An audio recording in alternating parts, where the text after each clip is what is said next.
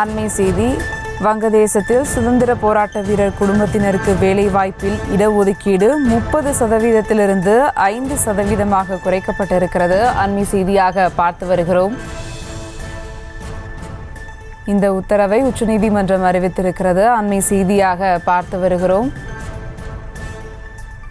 வங்கதேசத்தில் விடுதலை போரில் ஈடுபட்டவர்களுக்கான இடஒதுக்கீடு 5% குறைக்கப்பட்டிருக்கிறது. இந்த உத்தரவை வங்கதேச உச்சநீதிமன்றம் பிறப்பித்திருக்கிறது. அண்மை செய்தியாக பார்த்து வருகிறோம். இது குறித்த கூடுதல் விவரங்களோடு இணைகிறார் செய்தியாளர் மதியழகன். வணக்கம் மதியழகன், விவரங்கள். வங்கதேசத்தில் குடியுரிமை பணிகளுக்கு விண்ணப்பிப்பவர்களில் 30% 1971ஆம் ஆண்டு நடைபெற்ற வங்கதேச சுதந்திர போராட்டத்தில் உயிரிழந்தவர்களினுடைய குடும்பத்தினருக்கு இடஒதுக்கீடாக 30% வழங்கப்படுகிறது. மீதம் இருக்கக்கூடிய 70% மட்டுமே மெரிட் அடிப்படையில் வழங்கப்பட்டு வருகிறது. இந்த நிலையில் அந்த 30% இடஒதுக்கீட்டில் பல்வேறு முறைகேடுகள் நடைபெறுவதாக கூறி கடந்த சில தினங்களாக வங்கதேசத்தில் மிகப்பெரிய போராட்டம், வன்முறை வெடித்த நிலையில் 130க்கும் மேற்பட்டோர் உயிரிழந்ததாக தகவல்கள் வெளியாகி இருக்கின்றன.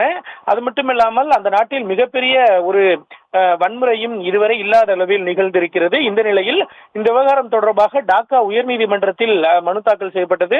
அந்த உயர்நீதிமன்றம் முழுமையாக அந்த இடஒதுக்கீடு முறையையே ரத்து செய்து உத்தரவிட்டிருந்தது. இதனை எதிர்த்து அந்நாட்டு அரசு வங்கதேச உச்சநீதிமன்றத்தில் மேல்முறையீடு செய்திருந்தது.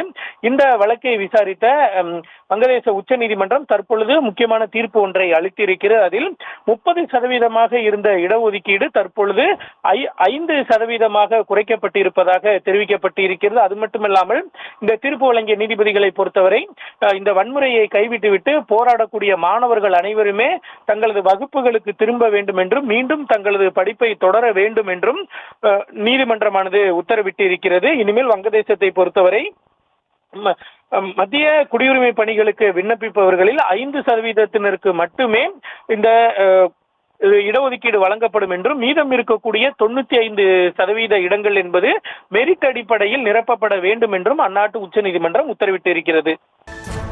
விவரங்களுக்கு நன்றி மதியழகன்.